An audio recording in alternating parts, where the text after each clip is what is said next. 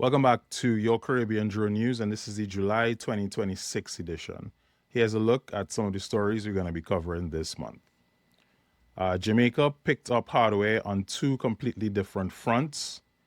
DJI let Mount Everest do the talking for its first cargo eVTOL, and the US drew a harder line around foreign-made robots and grid equipment in a way every operator and manufacturer should have on their radar. Let's get into it. In our first story, Prime Minister Andrew Holness stood up at the Esri user conference in San Diego on July 14th and accepted the 2026 Esri President's Award, one of the highest honors Esri gives to a government GIS program anywhere in the world. The case for the award leaned hard on Hurricane Melissa, the Category 5 hurricane that hit Jamaica back in October of 2025, with sustained winds of 185 miles per hour. When that happened, the government turned to the Jamaican Flying Labs to run the national drone response. So 5 drone teams logged more than 300 flight hours across 320 communities, feeding imagery straight into the national dashboards Esri built alongside Jamaica's National Spatial Data Management Branch. Now, Holness put it simply when he accepted the award.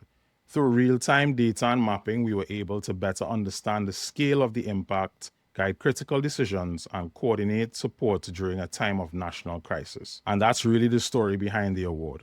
It didn't happen because of one good storm response. It happened because Jamaica built the governance, the partnerships, and the drone capacity years before Melissa ever formed. Staying in Jamaica for our second story, the Jamaica national drone soccer team closed out its trip to South Korea with a 5th place finish at the 2026 FIDA Intercontinental Cup, going up against 10 countries on a stage the program had never competed at before. The group stage opened well. Jamaica beat Thailand 20-10, then dropped a match to Korea 35-1 before bouncing back with an 18-14 win over Australia. And that was enough to send them into the quarterfinals against Chinese Taipei, who eliminated Jamaica across 2 matches, 20-13 and 18-11. Team captain Carl Heron said the experience mattered regardless of the scoreline, and that the interaction with the other teams was a valuable experience for the players and has motivated them to continue performing at their best, both locally and at the international level. Jamaica Drone Soccer President Devon McKellar pointed back to how far the program has come in barely over a year. From the Spirit of the Drone Soccer Award the team picked up at the 2025 FIDA World Cup to the Pan Americans title it won in Palm Springs this past May. This trip was also the first time government and private sector showed up for the team at the same time, with a 1.35 million Jamaican dollar grant from the Ministry of Culture, Gender, Entertainment and Sport, running alongside a new sponsorship from PBS Jamaica. For a program that funded every prior competition out of Coaches McKellar's own drone services company, that combination is the real story here.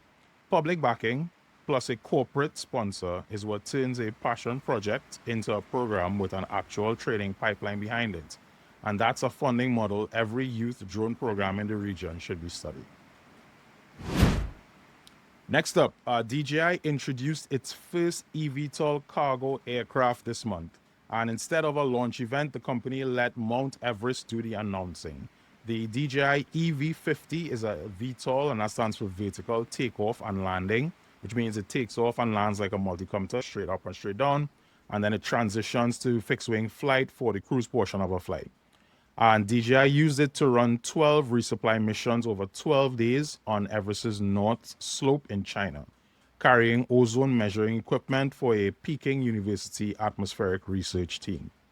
The aircraft's strongest flight climbed to 8,861 meters, the highest documented altitude for a cargo drone in this class, with a single continuous climb of 3,730 meters. Now, on paper, the EV50 is rumored to carry 50 kilograms across a 150-kilometer range at speeds of up to 160 kilometers per hour. Numbers that hold up even before you factor in that thin air and the altitude and what that does to lift and battery performance. Now, DJI has not set a price or release date yet for this aircraft, and it is said to not even be available in mainland China And like I said earlier, everything that we have mentioned about it so far in terms of the specs are all rumored and unconfirmed. Now, in our last story for this month, the FCC updated its covered list on July 28th to add 2 new categories. Foreign-produced advanced robotic devices, so that would mean mobile robots like humanoids and quadrupeds, like, the robot dogs. And based on what I've been reading, it could also mean the robot vacuums that some persons have at home.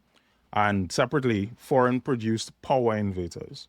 Now, the update followed determinations from a White House-convened interagency national security body, which found that both categories, regardless of country of origin, pose unacceptable risks to national security and to the safety of U.S. persons. The robot's determination flagged the network capabilities of these devices as a vector for surveillance and remote takeover. The inverter's determination pointed to the remote connectivity built into electric grid-tied equipment, warning that it could let foreign firms disable inverters, exfiltrate data, or open a door for cyber attacks as more of the electric grid comes to depend on them.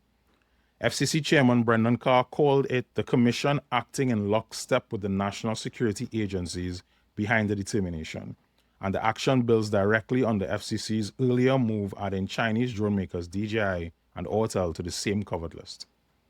Now, under FCC rules, being on the covered list means that a device is blocked from getting new equipment certification, which is the approval that most electronics devices need before they can be imported, marketed, or sold in the United States. It doesn't touch devices already in the field, and it doesn't stop the federal government from buying or using covered equipment either. Now, manufacturers do have a path back in. They can apply for a conditional approval from the Department of War or the Department of Homeland Security in the case of inverters if they can show a specific device doesn't carry the flagged risk. Now, AUVSI's president, Michael Robbins, welcomed the move as consistent with what the association has pushed for against what it's called China's subsidize, saturate, and export playbook, the same one AUVSI says Beijing already ran once to capture the drone market.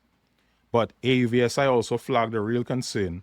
The determination doesn't only reach adversary-linked manufacturers. It sweeps in foreign-produced devices from allied and partner nations too, and AUVSI says its plan to keep working with the FCC and Congress to make sure enforcement targets the actual risk without catching trusted partners in the net. And that's it for your Caribbean Drone News for this month. A reminder to check out the Caribbean Drone News page on the Pilots of the Caribbean podcast website to stay up to date with all that's happening in the world of drones in the region and beyond. So until next time, take care.